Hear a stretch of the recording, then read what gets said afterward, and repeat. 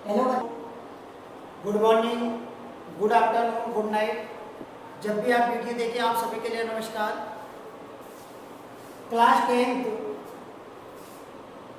जो विज्ञान है विषय, उसके अंतर्गत आज हम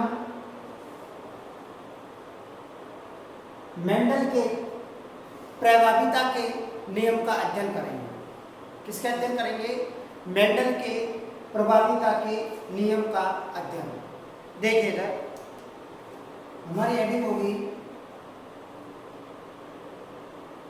मेंडल के, एक मिनट, ये पेन इधर देखो, इस पेन से देख लो। मेंडल के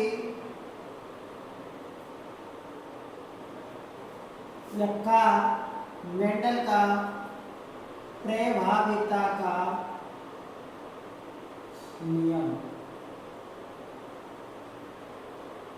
कौन सी हेडिंग है हमारी? मेंडल का प्रभाविता का नियम। मेंडल का जो प्रभाविता का जो नियम है, उस नियम को समझने से पहले कुछ बिंदु आपको यहाँ पर समझने होंगे। मेंडल ने जो नियम दिया था, ये दिखाई दे रहा है क्या आपको? पेन इससे ले लेते, रेड पेन से।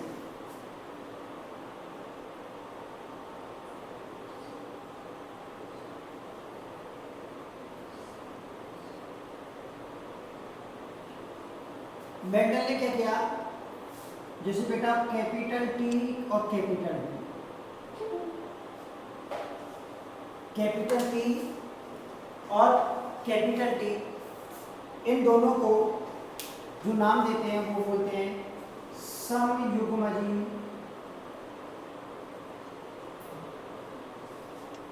क्या कहते हैं इसको? समयुग्मजी। कैपिटल टी समयुग्मजी। अगला जो नाम दिया जाता है, इनको बोल सकते हैं शुद्ध। क्या कह सकते हैं? बिल्कुल शुद्ध। कैपिटल कर लिए, शुद्ध, बिल्कुल शुद्ध है, अशुद्ध नहीं है। शुद्ध पादप भी बोल सकते हैं, लेकिन शुद्ध जो पादप है वो कैसे है? आपकी समयुग्मजी।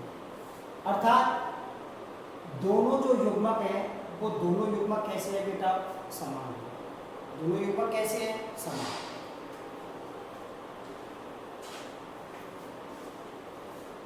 अगला आपका जो है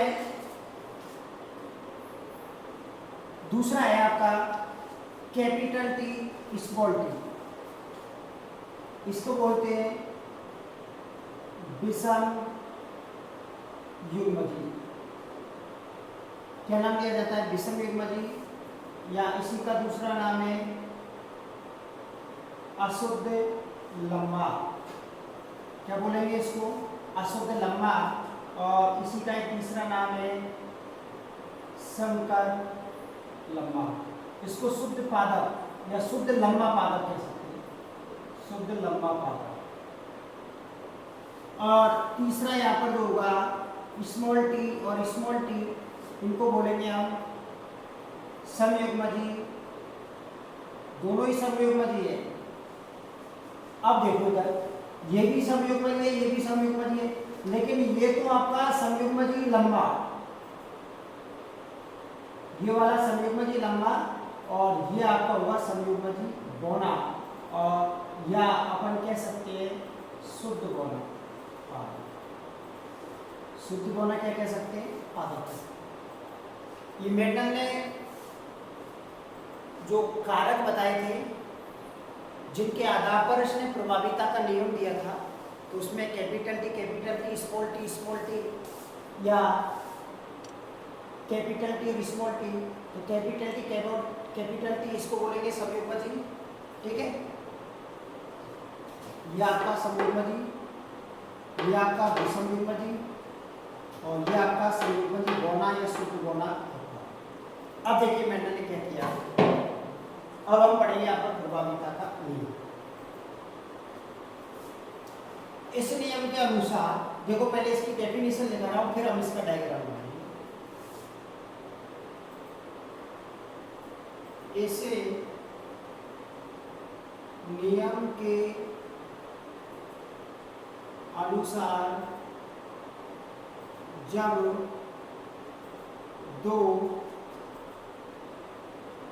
जब एक जोड़ी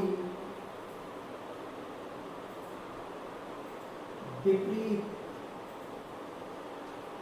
लक्षणों के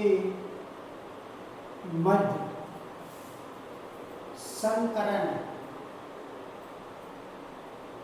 संकरण इसको बोलेंगे क्रॉस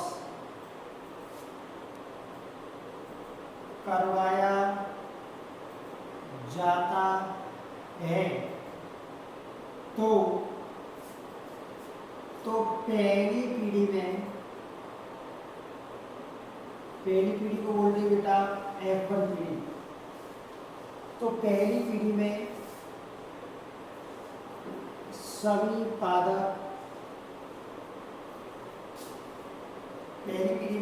पादप विषम युग्मजीय प्रकार के प्राप्त होते हैं। विषम युग्मजीय प्रकार के प्राप्त होते हैं।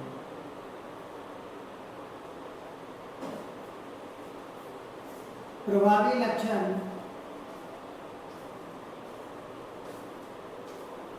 अप्रभावी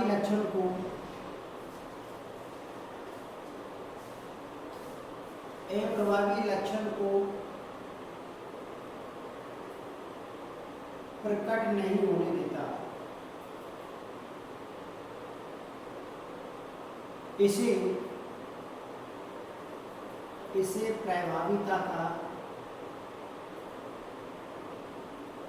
प्रभाविता का नियम कहते हैं।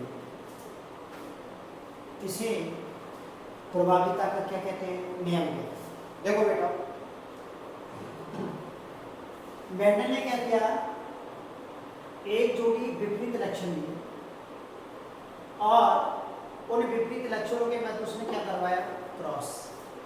तो जब एक जोड़ी विपरीत लक्षणों के मध्य में क्रॉस करवाया जाता है तो पहली पीढ़ी में सभी पादप विषम युग्मजीय प्रकार के प्राप्त होते हैं। कैसे प्राप्त होते हैं? विषम युग्मजीय प्रकार के प्राप्त होते हैं। प्रभावी लक्षण अप्रभावी लक्षण को प्रकट नहीं होने देता। इसे प्रभाविता का नियम कहते हैं। इसे क्या कहते हैं? प्रभाविता का नियम। अब उसने क्या किया, आगे देखो। अब इसको हम एक चार्ट के द्वारा समझते हैं। दो जोड़ी विपरीत लक्षण लिए, माना एक ले लिया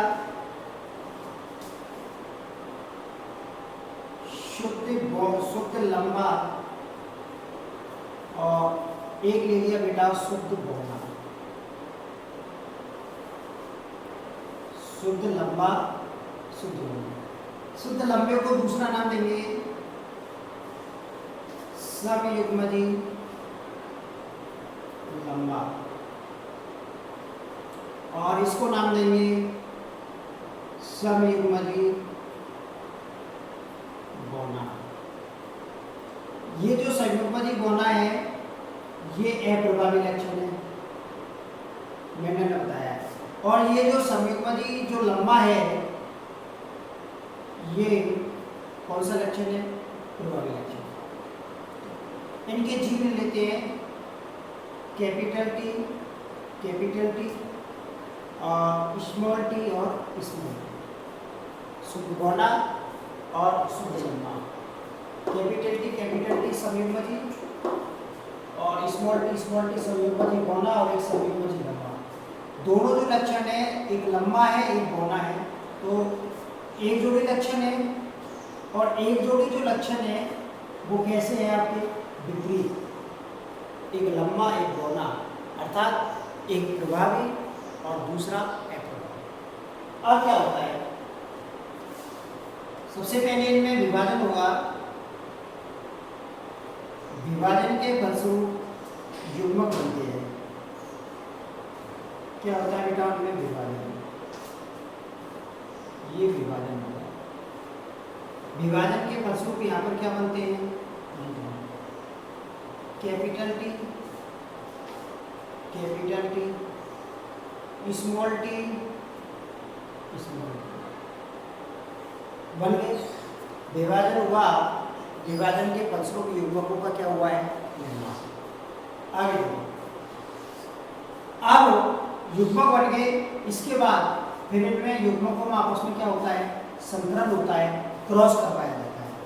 माना इसका क्रॉस इससे करवाया, तो यहाँ पर बनेगा कैपिटल टी और स्मॉल टी। इसका नजदीक ले लेते हैं,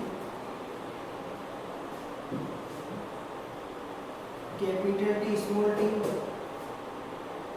इसका इससे कैपिटल टी स्मॉल टी, इसका इससे कैपिटल टी स्मॉल टी, और एक बार इसका इससे कैपिटल टी और स्मॉल टी। यहाँ पर जो पादप प्राप्त हुए हैं, तो 4 प्रकार के पादप प्राप्त हुए हैं, और ये जो पादप प्राप्त हुए हैं वो सभी पादप विषम युग्मजी लंबे प्राप्त हुए।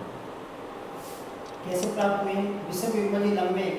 यह आपका जो पादप है वो कैसा है, विषम युग्मजी लंबा पादप, अर्थात अशुद्ध लंबा, या क्या कह सकते हैं, संकर लंबा, संकर लंबा, या कह सकते हैं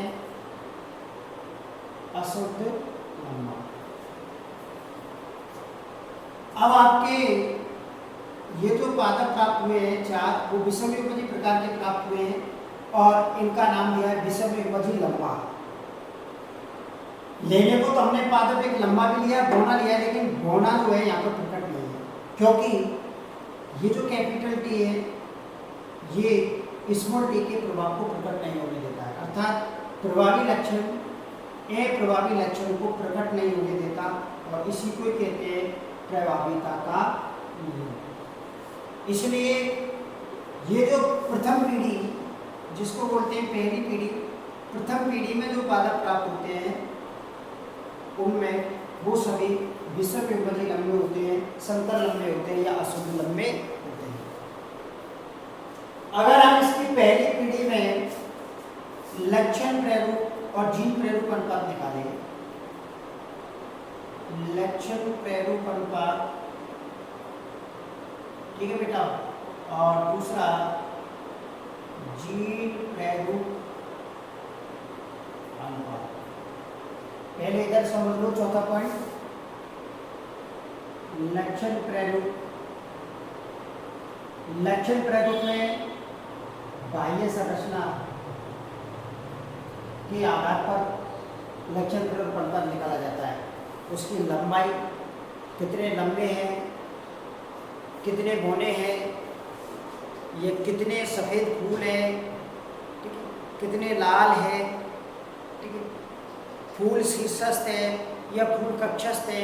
तो जो हमको दिखाई दे रहा है उसकी जो बाह्य संरचना में, पादप की बाह्य संरचना में, चाहे वो तना है, चाहे वो तने की लंबाई है, वो जो भी हमें दिखाई दे रही है वो हम लक्षण प्रारूप के अंतर्गत लेते हैं। और एक आता है आपका जीन प्रारूप, जीनोटाइप बोलते हैं इसको। और जीन प्रारूप जो होता है इसमें आंतरिक संरचना का अध्ययन करते हैं, ये कह सकते हैं इसमें जीनी संरचना का अध्ययन किया जाता है। आंतरिक संरचना या जो जीनी संरचना होती है, इस जीनी संरचना का इसके अंतर्गत अध्ययन किया जाता है। लक्षण प्रारूप अनुपात और जीन प्रारूप अनुपात देखिए बेटा, इधर बाह्य संरचना का अध्ययन करेंगे। ये 4 पादप है, इसमें से कितने लंबे हैं, तो चारों लंबे हैं। हमें संयुग्मजी विषम युग्मजी नहीं देखने, हमें ये देखना लंबे कितने हैं टोटल, तो चारों लंबे हैं। तो लक्षण प्रारूप अनुपात आ सकता है, हम लिख सकते हैं यहाँ पर 100% लंबे हैं, क्योंकि चारों ही पादप कैसे हैं, लंबे हैं, चाहे वो संयुग्मजी हो चाहे वो विषम युग्मजी हो, लेकिन यहाँ पर हम लिखेंगे 100% लंबे। 100% क्या लिखेंगे, लंबे। अगर हम जीन प्रारूप अनुपात की बात करें तो जीन प्रारूप अनुपात में ये विषम युग्मजी, ये भी विषम युग्मजी, ये भी विषम युग्मजी, ये भी विषम युग्मजी। Capital T small T, capital T small T, ये जिन्हीं संरचना देखनी है। कैपिटल टी स्मॉल टी ऐसे कितने पादप है, तो ऐसे चारों ही है, तो हम कह सकते हैं 100% विषम युग्मजी। Capital T small T, capital T small T, ये जिन्हीं संरचना देखनी है। कैपिटल टी स्मॉल टी ऐसे कितने पादप है, तो ऐसे चारों ही है, तो हम कह सकते हैं 100% विषम युग्मजी लंबे। लक्षण प्रारूप अनुपात 100% लंबे, जीन प्रारूप अनुपात 100% विषम युग्मजी लंबे। 100% विषम युग्मजी क्या हो गए, लंबे। अब देखो आपको एक बात और बता दूं, अगर शुद्ध लंबे शुद्ध होने में हमने इस प्रकार से भी क्रॉस करवाया है, और इसको हम एक चेकर बोर्ड के हिसाब से भी हम इसको बना सकते हैं। कैसे बनेगा इसका चेकर बोर्ड, देखो इधर बहुत ध्यान से देखना है। चेकर बोर्ड, ये चेकर बोर्ड बहुत आसान है।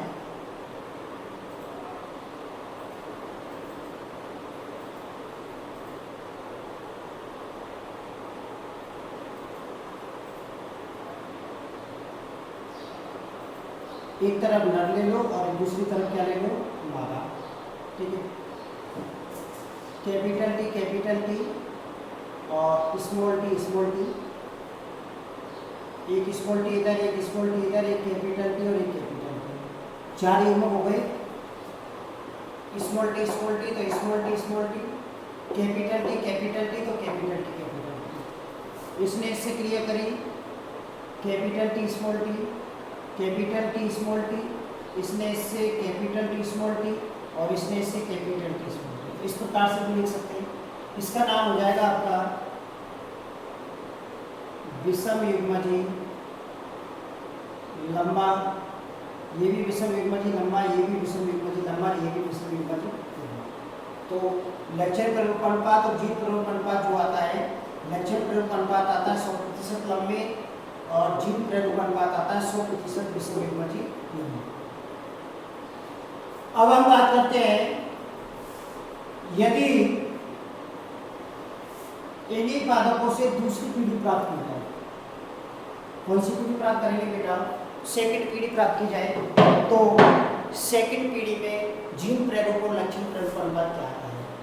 सबसे पहले हमने शुद्ध लंबा और शुद्ध गोले के बीच में क्रॉस करवाया, और प्रथम पीढ़ी F1 पीढ़ी प्राप्त की, और देखा कि F1 पीढ़ी में सभी पादप विषम युग्मजी प्रकार के प्राप्त होते हैं।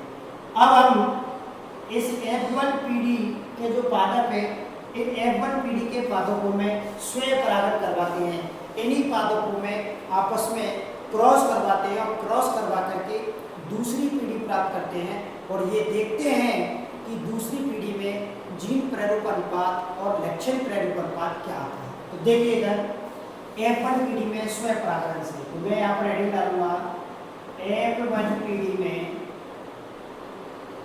स्वयं परागण से। F1 पीढ़ी में स्वयं परागण करवाएंगे, चेकर बोर्ड बनाएंगे,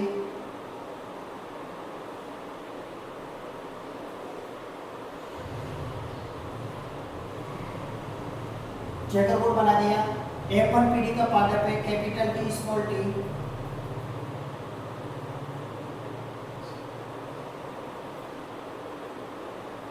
एक तरफ मादा और एक तरफ नर ले लेंगे। कैपिटल टी स्मॉल टी इधर है, और कैपिटल टी और स्मॉल टी इधर है, दोनों कैपिटल टी स्मॉल टी है। अब देखो इससे दो युग्म किससे बनेंगे, कैपिटल टी और स्मॉल टी, और यहाँ पर कैपिटल टी और स्मॉल। अब क्रॉस करवाओ, इसके इससे क्रॉस हुआ कैपिटल टी, इसका इससे क्रॉस हुआ capital T small T, capital T का स्मॉल टी से तो कैपिटल टी स्मॉल टी, और स्मॉल टी का स्मॉल टी से तो स्मॉल टी और स्मॉल टी। एक बार फिर से please repeat, capital T small T, capital T small T, capital T small T, ये टी इससे क्रिया करेगी, ये बनेगा कैपिटल टी स्मॉल टी। ये वाली टी इससे क्रिया करेगी तो capital T small T. Small T capital T तो कैपिटल टी स्मॉल टी। पहले कैपिटल को लिखते हैं बाद में स्मॉल टी लिखते हैं। तो चार प्रकार के यहाँ पर पादप हुए, चारों का नाम लिख रहा हूँ मैं इधर देखो। इसका नाम होगा विषम युग्मजी लंबा। सही है बेटा, सही है कि सही नहीं है? विषम युग्मजी नहीं है, कैसा है ये? समयुग्मजी लंबा है। तो यहाँ पर हम नाम देंगे समयुग्मजी लंबा। इसको विषम युग्मजी लंबा, इसको विषम युग्मजी लंबा, और इसको नाम देंगे समयुग्मजी बौना। समयुग्मजी क्या नाम देंगे? बौना नाम देंगे। अब हम यहाँ पर देख रहे हैं कि ये जो पीढ़ी में जो पादप प्राप्त हो रहे हैं, ये बेटा पीढ़ी है कौन सी? F2 पीढ़ी, अर्थात सेकेंड पीढ़ी, द्वितीय पीढ़ी। क्योंकि पहली पीढ़ी में हमने शुद्ध लंबे शुद्ध बौने के बीच में क्रॉस करवाया है, पहली पीढ़ी प्राप्त की, फिर पहली पीढ़ी के पादपों को आपस में क्रॉस करवाया है और दूसरी पीढ़ी प्राप्त की है। अब दूसरी पीढ़ी में हम देखते हैं लक्षण प्रेरूप अनुपात और जीन प्रेरूप अनुपात। लक्षण प्रेरूप अनुपात और सेकंड है जीन प्रेरूप अनुपात। एक लक्षण प्रेरूप अनुपात है, दूसरा जीन प्रेरूप अनुपात है। अब लक्षण में बाह्य संरचना देखते हैं। अब ये देखो बेटा, 1 2 3 4 पादप है, इनमें से लंबे कितने हैं? लंबे 1 2 और 3, 3 लंबे हैं। 3 लंबे हैं तो लंबे अनुपात बौना, 3 लंबे और 1 बौना, टोटल कितने हो गए? 4। तो लक्षण प्रेरूप पर जो अनुपात आया है वो आया है आपका 3:1। 3:1 क्या आया है? 1। अब जीन प्रेरूप के अनुपात की बात देखें तो जीन संरचना का अध्ययन करना है। ये ऐसे कितने पादप का कैपिटल टी स्मॉल? 1। कितने ऐसे? 1। समयुग्मजी लंबा 1 है, तो हम कह सकते हैं समयुग्मजी लंबा अनुपात विषम युग्मजी लंबा अनुपात समयुग्मजी बौना। समयुग्मजी बौना, समयुग्मजी लंबा ये कैपिटल टी कैपिटल टी, अनुपात विषम युग्मजी लंबा कैपिटल टी स्मॉल टी, अनुपात समयुग्मजी बौना स्मॉल टी स्मॉल टी। अब कैपिटल टी ऐसे कितने पादप है? 1।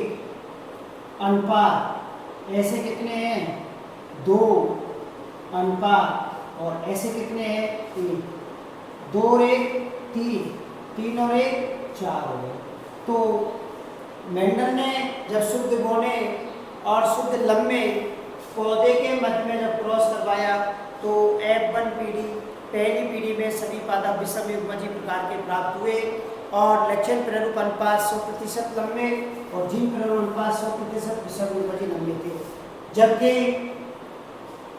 F1 पीढ़ी के पादपों में जब स्वयं परागण करवाया तो स्वयं परागण से F2 पीढ़ी प्राप्त की और F2 पीढ़ी में सभी पादपों ने अपनी स्वतंत्र रूप से अपने लक्षणों को प्रकट किया और F2 पीढ़ी में लक्षण प्रेरूप अनुपात 3:1 और जीन प्रेरूप अनुपात 1:2:1 प्राप्त हुआ।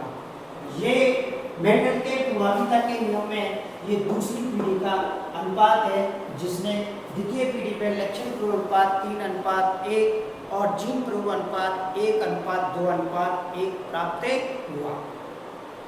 ये आपका मेंडल का जो प्रभाविता का नियम है ये आपका आज कंप्लीट हुआ। कल हम मेंडल के स्वतंत्र अभियन के नियम के बारे में अध्ययन करेंगे। वीडियो को देखना नहीं भूलें।